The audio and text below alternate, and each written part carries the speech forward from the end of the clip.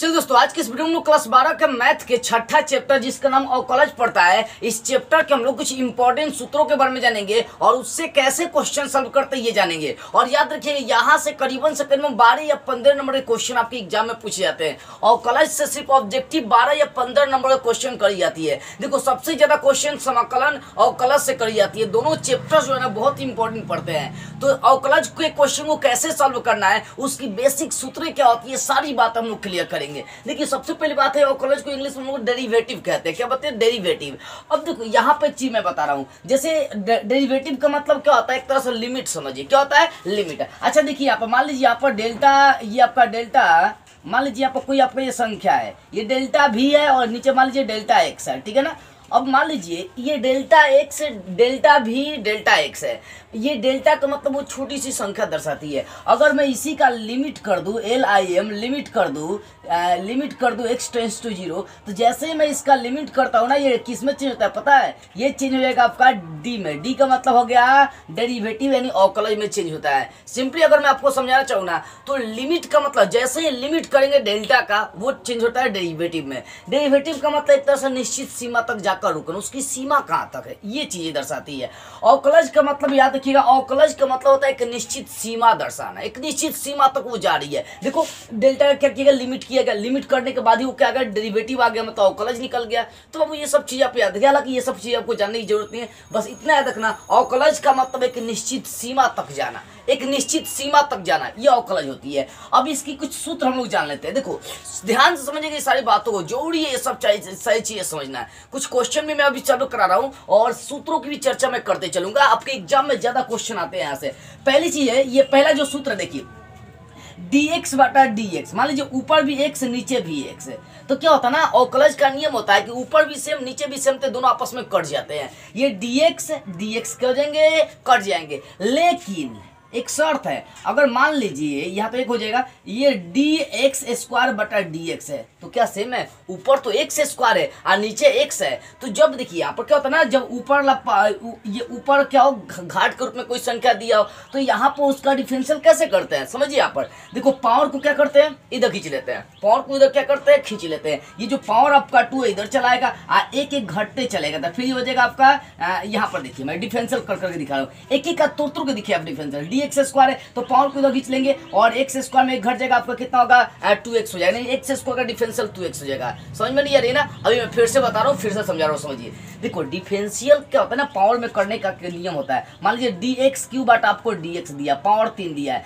तो इसका डिफरेंशियल करना भैया, तो पावर को इधर खींच लेंगे, उसमें से एक घटा देना है आपको। नियम होता है, अगर मान लीजिए dx⁴n है, ठीक है ना, मान लीजिए अगर dx⁴n है, आप बटा में आपको दे दिया है, dx दे दिया है, तो ऐसे ऐसे का डिफरेंशियल करने के लिए है जो n है इधर चलाएगा, n, ठीक है ना, और उसके बाद n पावर में से एक घट जाता है, तो ये हो जाएगा x⁴n-1। अब बटा में आपका क्या चले, बटा लिखिए नहीं लिखिए कोई दिक्कत नहीं, इतना ही आपका होने वाला है। मतलब जो पावर है वो इधर चलाएगा, पावर में से वो क्या हो जाएगा, घट जाता है। तो यहाँ पर समझो dx³ बटा dx है ना। अब देखो यहाँ पर पावर 3 इधर चलाएगा, पावर 3 पहले आएगा, आएगा पावर 3 में से घट जाएगा। जैसे 3 को इधर खींचते हैं, वो पावर घट जाती है, तो यहाँ बचेगा सिर्फ x² की, वो 3 को पावर थे, वो हटा देंगे तो 2 को पावर हो जाएगा। यानी x³ का डिफरेंशियल जब आप कर रहे हैं तो क्या हो रही है, 3x²। ये जो है ना बातें आपको समझ में आनी चाहिए। अगर ये नहीं करने आ रही है तो समझिए कि आप डिफरेंशियल का एक क्वेश्चन सॉल्व नहीं कर पाओगे बाबू। चलिए यहाँ पर समझिए, एक और क्वेश्चन बता रहा हूँ। अगर मान लीजिए dx⁴ 9 है, dx⁴ क्या है, 9 है, अब बटा में आपको dx दे दिया, तब तो इसका अवकलज कैसे करिएगा, तो सिंपली पावर को इधर खींच लीजिए, 9 है तो 9 को इधर खींचिए, ठीक है ना, 9 इधर जाएगा, एगो घट जाएगा, ये पावर में से 9 गो है, तो अब ये कितना बच जाएगा, ये 8 गो हो जाएगा, यानी 9x⁴8 हो जाएगा, यानी 9x⁴8 हो जाएगा। पावर को इधर खींचना है, आप पावर में से वो घटा के लिख देना, आपका हो गया डिफरेंशियल। अच्छा, यही शर्त मान लीजिए अगर दे दिया d9x², अब बटा आपको dx दे दिया, तो भैया आप सोच रहे होंगे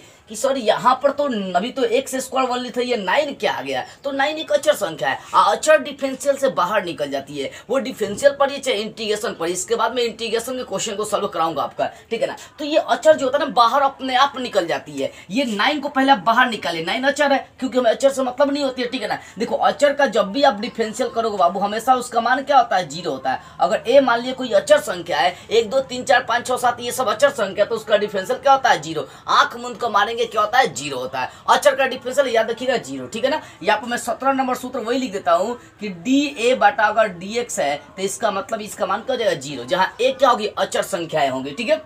देखो यहाँ पर सबसे पहले 9 चलाएगा बाहर और उसके बाद बचेगा डी एक्स स्क्वायर बटा डी एक्स। तो डिफरेंशियल में अगर कोई संख्या अचर है तो कहाँ निकल जाती है, बाहर। अब डिफरेंशियल आपको करना होगा, देखिए है 9 है तो 9 छोड़िए, अब यहाँ पर एक्स स्क्वायर का डिफरेंशियल करना है तो कैसे करेंगे, बताए थे आपको। ये पावर इधर चलाएगा, 2 है तो 2 इधर चलाएगा, एगो घट जाएगा तो 2 में से वो घटेगा, 1 बचेगा, यानी एक्स पर पावर 1 बचेगा तो 1 को नहीं लिखी जाती है। देखो यहाँ पर पावर लिख दो। अब देखो 9 का 2 से गुना करेगा, 9 दूना 18, एक्स हो गया।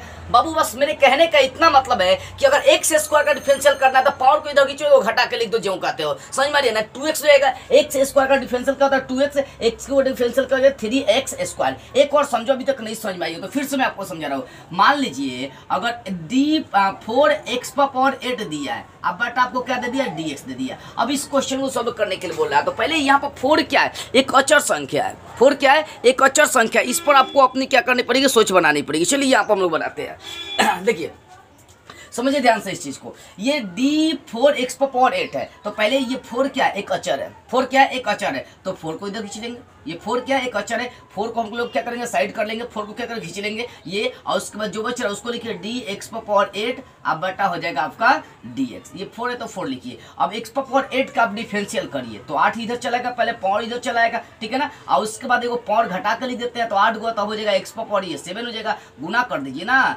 4 8 है 32x पर पावर 7, 32x पर पावर 7। सिंपल है, ये हार्ड नहीं है। आपके समझने पर बस क्या पड़ता है, फेर पड़ता है। तो समझिए थोड़ा सा दिमाग लगा के, ये हार्ड चीज़ नहीं है। किसी भी चीज़ को आप हार्ड बनेगा तभी वो जाकर क्या बनता है, हार्ड बनता है। तो समझने वाली चीज़ आ रही है, ठीक है। तो बस मैं आपको इतना बताना चाहा कि ये dx होगा तो उसका मान हमेशा क्या लेकर चलना है, 1 लेकर चलना है। अगर मान लीजिए पावर के रूप में दिया dx स्क्वायर बटा dx तो पावरों को इधर खींच लेंगे, एगो पावर घटा के जो कहते हो लिख देंगे। अगर मान लीजिए dx पर पावर 9 दिया है, अब बटा में dx है तो 9 को खींच लेंगे, एगो घटा के लिख देंगे, नहीं 9x पर पावर 8 हो जाएगा, ठीक है।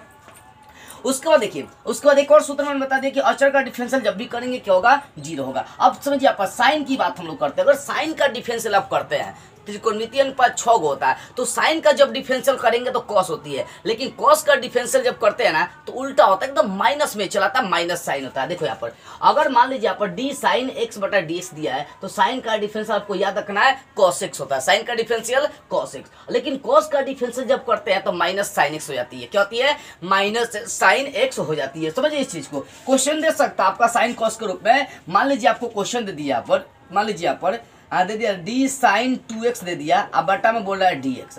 अब इसका डिफरेंशियल करना है तो भैया आपको याद होनी चाहिए साइन का डिफरेंशियल आखिर होता क्या, ये चीज आपको पकड़ में आनी चाहिए। देखो तो सबसे पहले साइन का डिफरेंशियल क्या होता है, कॉस होता है, आपको पता है। साइन का डिफरेंशियल क्या होता है, कॉस एक्स, पता ना, साइन का डिफरेंशियल क्या होता है, कॉस एक्स। लेकिन यहाँ पर एक्स के जगह पर 2x दिया है, समझिएगा ध्यान से, इस चीज को पकड़िए, एक को मैं तोड़ के आपको दिखा रहा हूँ। तो साइन का हम डिफरेंशियल सबसे पहले करेंगे, तो साइन 2x है तो साइन के साथ जो भी होता है वो नीचे चला और साइन के साथ 3x है तो 3x आएगा, 2x है तो 2x आएगा। यहाँ पर देखिए साइन के साथ x था तो बटा में क्या है, x है। तो यहाँ पर साइन के साथ 2x है तो ये बटा में चलाएगा 2x। अब ये 2x है तो 2x का भी डिफरेंशियल करना पड़ेगा। डिफरेंशियल तब तक करना होता है जब तक बटा में x नहीं आएगा, ठीक है ना। x आएगा डिफरेंशियल का काम खत्म हो जाएगा। तो यहाँ पर 2x अभी और क्रिया करना पड़ेगा, d 2x अब बटा अब हो जाएगा dx। अब देखिए आप अब साइन का डिफरेंशियल करेंगे तो ये cos के रूप में कन्वर्ट हो जाएगा cos 2x। गुना यहाँ से 2 अचर है बाहर निकल जाएगा, जब सोचिए 2 बाहर निकल जाएगा तो dx बचेगा तो उसका मान हो जाएगा 1, यानी ये टोटली मान निकल जाएगा 2 cos निकल जाएगा 2 cos 2x मान निकल गया। बाबू बस इतना याद रखना है, साइन का डिफरेंशियल cos साइन के रूप में जब भी देगा तो cos के रूप में उसको कन्वर्ट कर देते हैं। अगर cos के रूप में दिया तो उसका हमेशा डिफरेंशियल माइनस साइन x होता है, क्या होता है, माइनस साइन x है। अब चौथा tan की बात करते हैं, tan का डिफरेंशियल हमेशा sec स्क्वायर होता है। लेकिन अगर cot का डिफरेंशियल आप करिएगा बाबू तो cot का डिफरेंशियल माइनस में चलता है, माइनस cosec स्क्वायर होता है। समझिए इस चीज को, देखो tan का डिफरेंशियल sec स्क्वायर, cot का डिफरेंशियल माइनस cosec का स्क्वायर होता है। लेकिन अगर यही बात करते हैं सेक का कोसेक की बात करते हैं तो सेक का डिफरेंशियल देखिए क्या होता है, समझिए इस चीज को। देखो सेक का जो डिफरेंशियल होता है सेक इंटू टेन होता है, सेक इंटू क्या होता है 10 होता है। देखिए सेक का डिफरेंशियल क्या होता है सेक इंटू 10, तो जहां भी सेक का डिफरेंशियल करने के लिए देगा वहां पर हम लोग क्या अप्लाई करेंगे सेक इंटू 10 अप्लाई करेंगे। अगर वही कोसेक की बात करते हैं तो कोसेक दिया तो कोसेक का कोसेक इंटू कॉट चलता है लेकिन माइनस लग जाती है उसमें, यानी कोसेक का differential minus cosec into cot हो जाएगा।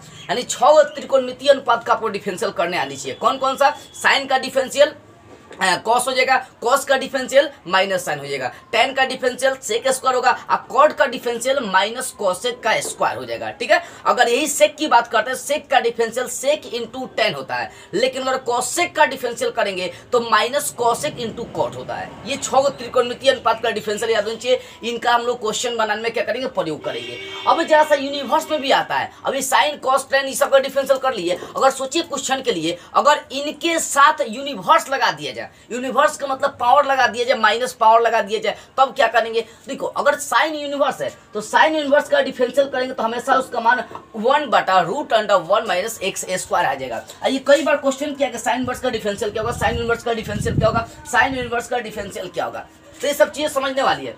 तो साइन इनवर्स का जैसे डिफरेंशियल करेंगे 1/√1 माइनस एक्स स्क्वायर होता है, और कोसेक स्क्वायर का भी डिफरेंशियल ही होता है, बशर्ते माइनस लग जाती है। देखो कॉस इनवर्स का भी डिफरेंशियल करेंगे तो -1 बटा हो जाएगा √1 माइनस एक्स स्क्वायर। तो इस सूत्र को भी दोनों को एकदम दोनों संबंधित है। साइन इनवर्स का डिफरेंशियल होता है 1/√1 माइनस एक्स स्क्वायर, लेकिन अगर कॉसेक इनवर्स कॉसेक इनवर्स का अगर डिफरेंशियल करेंगे तो वही रहेगा सूत्र, बशर्ते माइनस लग जाता है। अब बात करते हैं टेन और कॉट की बात कर रहे हैं। टेन में आप बात करिएगा तो टेन इनवर्स का डिफरेंशियल जो होता है ना 1/1 प्लस एक्स स्क्वायर, देख सकते हैं टेन इनवर्स का डिफरेंशियल 1/1 प्लस एक्स स्क्वायर। अगर कॉट इनवर्स की बात करते हैं तो कॉट इनवर्स का जो सूत्र होता है वो होता है -1/1 प्लस एक्स स्क्वायर। यानी टेन इनवर्स और कॉट इनवर्स दोनों का सूत्र सेम है, बशर्ते टेन में माइनस नहीं लगता है और कॉट में क्या होता है माइनस लग जाती है, देख सकते हैं। इसी प्रकार अगर सेक और कोसेक की बात करेंगे तो सेक इनवर्स का होता है 1/x into root under X square -1 होती है, लेकिन कोसेक यूनिवर्स की बात करेंगे तो इसी में माइनस लग जाएगा। देखिए इसी में क्या हो जाएगा माइनस लग जाएगा, सूत्र वही होगा। यानी अगर मैं आपको समझाना चाहूँ ना, अगर एक मान लीजिए आप साइन इनवर्स का याद कर लिए तो कोसेक इनवर्स का कॉस इनवर्स का आपको याद हो जाएगा, अगर टेन इनवर्स का याद कर लिए तो आपको कॉट इनवर्स का भी याद हो जाएगा, अगर सेक इनवर्स का आपको समझ में आ गई तो कोसेक इनवर्स का भी आपको समझ में आ जाएगी। क्यों, क्योंकि टेन अगर मान लीजिए साइन इनवर्स का डिफरेंशियल आपका है 1/√1 प्लस 1 माइनस एक्स स्क्वायर, तो इसी में माइनस लगा देंगे तो वो किसका हो जाएगा कॉस इनवर्स का हो जाएगा, ठीक है ना। और उसको टेन का अगर सूत्र आपका हो रहा है कि 1 + 1/1 एक्स स्क्वायर, देख सकते हैं 1/1 प्लस एक्स स्क्वायर, तो इसी में माइनस लगा देंगे तो किसका हो जाएगा कॉट का हो जाएगा। अगर मान लीजिए सेक इनवर्स का differential 1/x into √x square -1 हो रही है तो इसमें माइनस लगा देंगे तो कोसेक इनवर्स का सूत्र हो जाएगा। तो ये सब चीजें समझने वाली है, ठीक है ना। तो त्रिकोणमितीय अनुपात में 6-12 को क्वेश्चन सूत्र आपका बना, कैसे, एक तो आपका साइन कॉस टेन में और दूसरा का आपका उसी के यूनिवर्स में सूत्र निकल गई। अब यहाँ से कुछ और बेसिक इसका सूत्र चलते हैं।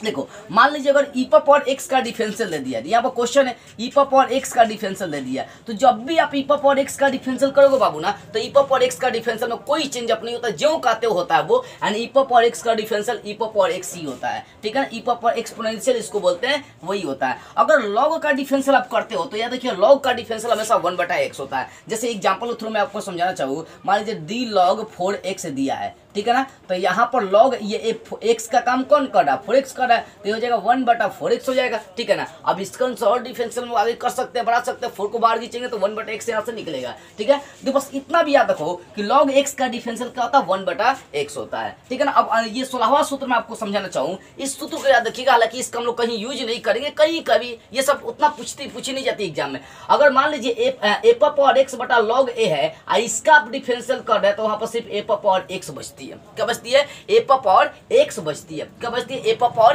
x बचती है, कब a पावर x बटा log a का डिफरेंशियल करेंगे तो a पावर x बचती है। तो इस तरह से आपका डिफरेंशियल का सूत्र हो गया। देखो बाबू ये डिफरेंशियल का जो सूत्र है ना, ये करीबन से करीबन 12 या 15 नंबर का क्वेश्चन करते हैं, कुछ सूत्र दे देंगे, ऐसी सूत्र पर आपको क्या देंगे प्रश्न सॉल्व करने के लिए ऑब्जेक्टिव में दे देता है। तो बाबू सबसे पहला काम आपका सूत्र पर पकड़ होना चाहिए, अगर सूत्र पर आपकी पकड़ नहीं है क्वेश्चन ऑब्जेक्टिव नहीं बन पाएगी। कुछ नहीं है, सूत्र क्या है, पहले का जो सूत्र था वो x के रूप में था, dx बटा dx। अगर पावर के रूप में भी दिया तो पावर को इधर खींच लेंगे और उससे वो पावर घटा के जो कहते हो लिख देना है। और उसके बाद त्रिकोणमितीय अनुपात 6 होता है, sine cos tan cosec cot ये सेक ये सब होता है, समझिए। तो साइन का डिफरेंशियल कॉस, कॉस का डिफरेंशियल माइनस साइन, टेन का डिफरेंशियल सेक स्क्वायर, कॉट का डिफरेंशियल माइनस कोसेक स्क्वायर। अगर सेक का डिफरेंशियल करेंगे तो सेक इंटू टेन, आप कोसेक का डिफरेंशियल करेंगे तो माइनस कोसेक इंटू कॉट, ठीक है ना। ये 6 गो त्रिकोणमितीय अनुपात का डिफरेंशियल। अगर इसी में यूनिवर्स आप लगाते हैं तो देख सकते हैं साइन इनवर्स का डिफरेंशियल क्या किएगा, देखिए 1/√1 माइनस एक्स स्क्वायर। इसी में माइनस लगाएंगे तो कॉस इनवर्स का हो जाएगा।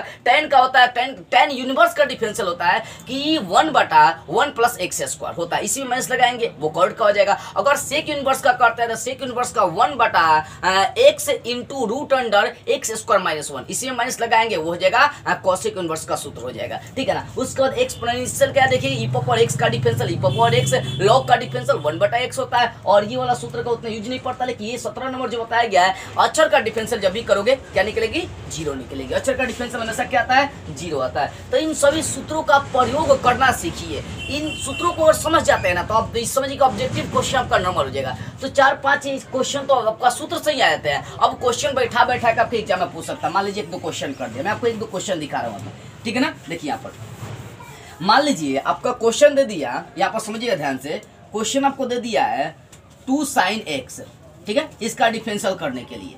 अब भैया आप सोच रहे होंगे, देखिए आप समझिए, तो यहाँ 2 sin x 2 क्या है, अचर है, क्या है 2 क्या है, अचर है। तो आप एक काम कर दीजिए 2 को बाहर खींचिए क्योंकि अचर को हमेशा बाहर निकालना है आपको। उसके बाद क्या बचेगा, साइन बचेगा, तो इसको लिख दीजिए d sin x बटा dx। तो 2 और साइन का डिफरेंशियल करना, तो साइन का डिफरेंशियल क्या होता है, देख सकते हैं cos x होता है, साइन का डिफरेंशियल cos x, तो क्या होगा 2 cos x चला आया। तो बाबू सूत्र याद होगी तभी ना सॉल्व कर सकते हैं। अच्छा चलिए एक और एग्जांपल आपको दे रहा हूँ, देखिए यहाँ पर d साइन यूनिवर्स, मान लीजिए यहाँ पर दे दिया आपको d 2 साइन इनवर्स x दे दिया, ठीक है ना। अब यहाँ समझने वाली बात है, d2 साइन इनवर्स x था, यूनिवर्स के रूप में आ गया, तो पहले अचर 2 है उसको बाहर निकालिए, वो ये हो जाएगा d साइन इनवर्स x बटा हो गया dx है। अब देखो बाबू यहाँ पर समझिएगा, ये 2 गुना साइन इनवर्स x है, तो साइन इनवर्स x का डिफरेंशियल कितना होता है, खोजिए यहाँ पर, देखिए साइन इनवर्स x का डिफरेंशियल 1/√1 माइनस एक्स स्क्वायर होता है। ये 2 को ऊपर भी लिख सकते हैं, आंसर हो जाएगा।